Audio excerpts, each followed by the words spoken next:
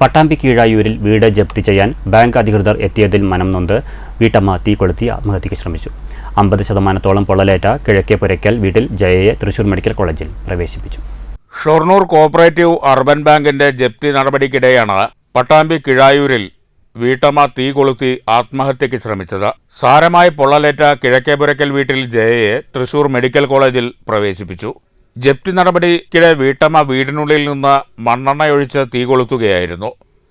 തുടർന്ന് പ്രദേശവാസികൾ ചേർന്ന് ഇവരെ സമീപത്തെ സ്വകാര്യ ആശുപത്രിയിലും തുടർന്ന് വിദഗ്ധ ചികിത്സയ്ക്കായി തൃശൂർ മെഡിക്കൽ കോളേജ് ആശുപത്രിയിലേക്കും എത്തിച്ചു. 50%-ലേറെ പൊള്ളലേറ്റിട്ടുണ്ടെന്നാണ് വിവരം.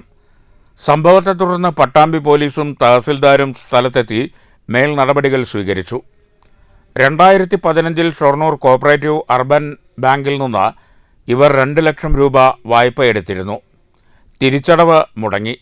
ഇതേ തുടർന്ന് കുടിശ്ശികയടക്കം 2022 കാലഘട്ടത്തിൽ 4.25 ലക്ഷം രൂപയായി.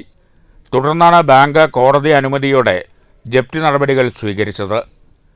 News bureau, Pattambi.